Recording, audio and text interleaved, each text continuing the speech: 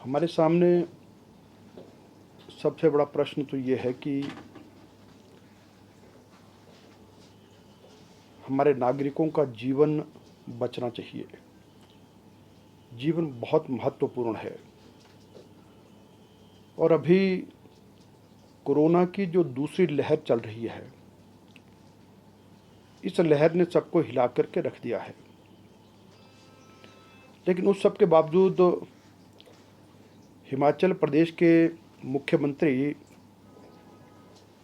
जयराम ठाकुर जी प्रतिदिन, और मैं कहूँगा कि हर क्षण हर घंटे कोरोना संबंधी जितनी बातें हैं उन सब का अपने आप रिव्यू करते रहते हैं और लगातार पूरे प्रदेश का प्रवास भी कर रहे हैं, जिसके कारण से अभी तक हम काफ़ी बेहतर स्थिति में लग रहे हैं। जिस तरह का बाकी बहुत जगह पर ऐसे प्रश्न उठ रहे हैं कि कहीं ऑक्सीजन की कमी है, कहीं और प्रकार की कोई समस्याएं हैं, तो तुलनात्मक दृष्टि से हिमाचल प्रदेश बाकियों से बेहतर है।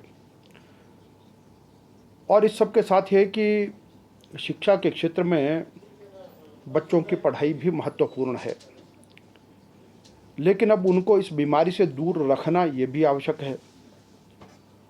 और इस बार हम देखेंगे कि ये जो वेरिएंट आया है, पिछले बार की तुलना में नौजवानों में भी एक बड़ी मात्रा में आ रहा है, जिसमें 17 साल, 18 साल, 20 साल, 25 साल, 30 साल, इस आयु वर्ग के भी बहुत ज़्यादा लोग संक्रमित पाए जा रहे हैं। और इसलिए अभी तक हमने विचार ये किया है कि फ़िलहाल तो जो सरकार ने तय किया है कि अब स्कूल, कॉलेज इत्यादि जो 15 मई तक जो बंद रहने, तो उस सब पर चलेंगे और आगामी कैबिनेट की बैठक में भी उस पर चर्चा करेंगे। और अभी तक ये है कि 10वीं और +1 के बारे में तो ये विचार है कि उनको हम प्रमोट करने की दिशा में विचार करेंगे और लोगों से भी सुझाव भी आमंत्रित किए जा रहे हैं। और फिर उसके आधार पर +2 का पेपर हम कैसे कर पाएंगे, उस पर कुछ सुझाव भी ले रहे हैं, तो अभी देखेंगे। लेकिन इतना ज़रूर है कि परीक्षा से काफ़ी दिन पहले इसकी सूचना सभी को दे देंगे, ताकि बच्चों को पढ़ाई का मौका भी मिल सके, ताकि उनका कोई ऐसा धर्म संकट भी ना रहे। लेकिन अभी सबके सामने बहुत बड़ी समस्या है कि कोरोना से मुक्ति और ये कोरोना संक्रमण से कैसे बचा जा सकता है, अभी तो इस ओर हम ज़्यादा ध्यान दे पा रहे हैं। ऑनलाइन कक्षाओं को हम प्रारंभ रखेंगे, ताकि बच्चे किसी न किसी तौर पर तो कुछ ना कुछ तो जुड़े रहें। तो सुझाव अनेक तरह के, अभी सुझावों पर अभी थोड़ा सा हम उसको सारे इकट्ठा करके उस पर हम चर्चा करेंगे। अभी फ़िलहाल इस पर हमने कोई निर्णय लिया नहीं है। अभी हमने इस पर बैठक करेंगे तो फिर उसमें जो विचार करेंगे। सब टीचरों की जो ड्यूटी, अभी देखिए यह है कि सारी की सारी बातें कोई लगातार नहीं। अभी मैंने कहा कि आगामी कैबिनेट में और बाकी थोड़ा सा और चर्चा करेंगे।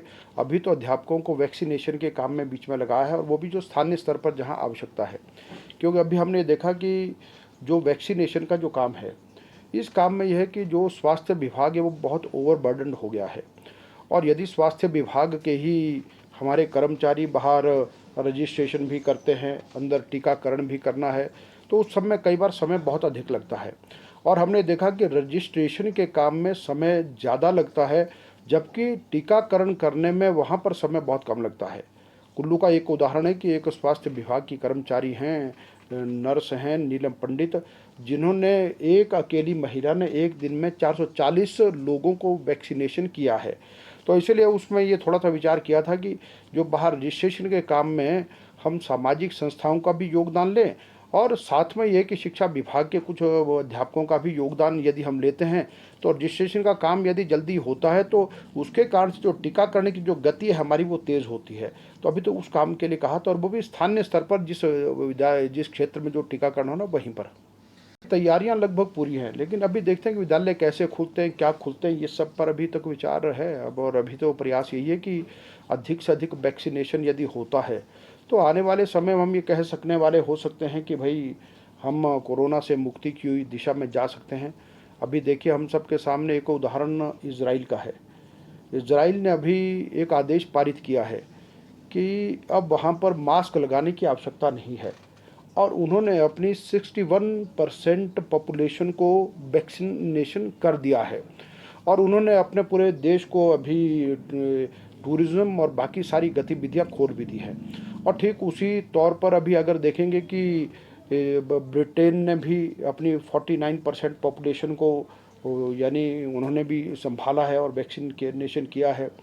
और अभी इसी में ये हमको लगता है कि जो वैक्सीनेशन वो कितना प्रभावी हो सकती है। पिछले सप्ताह एक समाचार पत्र दिव्य हिमाचल ने बहुत अच्छा कंपैरिजन निकाल के दिया था। उन्होंने कहा था कि लगभग जो वैक्सीनेशन भारत में 11.5 करोड़ लोगों को हुआ और जिसमें से कुल मिलाकर के 20,000 के आसपास ही लोग हैं कि जो कोरोना से पॉजिटिव पाए गए, लेकिन उसमें मॉर्टेलिटी रेट भी कम था। इसका मतलब यह है कि ये बहुत आवश्यक है। इसलिए अभी तो फिलहाल ये लगता है कि वैक्सीनेशन के काम को हम कैसे आगे बढ़ा सकते हैं। और जो शिक्षा नीति के संबंध में वो सारी तैयारियां तो हमारी पूरी हैं। तो विद्यालय खुलना है, शिक्षकों को सब बैठना है, उन सब से बैठ के करना है। और अभी तो बहुत चीज़ों को इकट्ठा करना, और अभी तो वर्चुअली भी कई चीज़ों को करने में समस्या आ रही है, क्योंकि मामले बहुत अधिक इतने अधिक बढ़ गए हैं कि जिसके कारण से व्यावहारिक रूप में बहुत समस्या है। और हमको भी लगता है कि जितना तेज़ गति से हमको और कई गतिविधियाँ करनी, तो कोरोना कहीं ना कहीं रास्ते में रुकावट बहुत पैदा कर रहा है। उपलब्ध हो जाएगी और अभी वैक्सीन आएगी, और जैसे वैक्सीन आएगी तो उसके बाद निश्चित रूप से इन सबको वैक्सीन करना ही है। अभी तो फिलहाल हमने ये कहा है कि जो 45 साल से ऊपर का जितना लोग है, ये 100% तक हमारा वैक्सीनेशन जितना मैक्सिमम होता तो उस पर जोर दे रहे हैं। तो लेके आएगी तो ये होगा। और कब तक सर आ सकती है आपको क्या लगता है? अभी देखिए, ये तो मैं इस तौर पर तो अभी कुछ नहीं कह सकता। देखिए, कुल्लू ज़िला का जो हमारा अस्पताल है और ओवरऑल पूरे डिस्ट्रिक्ट में कोरोना से बचाव की हमारी तैयारियां पूरी हैं। और अभी आज के दिन में भी कुल्लू के अस्पताल में 62 मरीज एडमिट हैं और लगभग 650 के करीब अभी हमारे पास एक्टिव केसेस हैं। और उसके साथ ये कि जो ठीक होने वालों की दर भी हमारी बहुत अच्छी है। और अभी हमारे पास 200 बेड की कैपेसिटी वहाँ पर है और लगभग 400 हमारे पास ऑक्सीजन सिलेंडर उपलब्ध हैं। और दूसरा, वहाँ पर अभी हमने एक और बहुत तेज़ गति से काम किया है कि एक प्राइवेट जो एंटरप्रेन्योर हैं उनके द्वारा एक वहाँ पर ऑक्सीजन प्लांट हमने प्रारंभ करने की दिशा में काम किया है। और लगभग हमको लगता है कि इन 5-6 दिन में वो वहाँ पर ऑक्सीजन जो है रीफिलिंग का काम प्रारंभ करेंगे। और जिसके कारण से उसकी जो कैपेसिटी है वो ये है कि 7 क्यूबिक मीटर, और यानी कि 24 घंटे में वो 400 जो ऑक्सीजन सिलेंडर को रीफिल कर सकते हैं। और इसलिए हमको लगता है कि यदि कोई ऐसी कोई समस्या बढ़ती है तो कुल्लू ज़िला में ऑक्सीजन और बेड की कैपेसिटी, ये सारी सुविधाएं पूरी हैं। तो हमको बहुत यानी कम ऐसा हो सकता है कि हमको लोगों को रेफ़र करना पड़े या कुछ, क्योंकि कुल्लू ज़िला वहाँ पर मंडी डिस्ट्रिक्ट का बहुत से लोग आते हैं, लाहौल स्पीति के सभी लोग वहीं पर आते हैं। तो इसलिए वहाँ पर ऐसी सुविधा लगभग हमारी पूरी है। और अभी भी जो कुल्लू में जो मरीज़ आ रहा है वो वहाँ से कहीं भी रेफ़र होने के लिए तैयार नहीं है, क्योंकि वहाँ पर हमारे डॉक्टर्स हैं, बाकी सभी स्टाफ के लोग हैं, बहुत अच्छी सेवा और बहुत अच्छा काम कर रहे हैं। इसलिए सारी सुविधाएं हमारी बहुत अच्छी हैं। अभी तक इल्ज़ाम तो क्या, लेकिन एक बात तो कही जा सकती है कि कोविड वार्ड में बिना पीपी किट के दूसरा व्यक्ति जा नहीं सकता। और इसलिए ये है कि अब उस पर एफआईआर लॉन्च हुई है, तो डेफिनेटली उसमें क्या सच्चाई है उसको पुलिस लेकर के आएगी।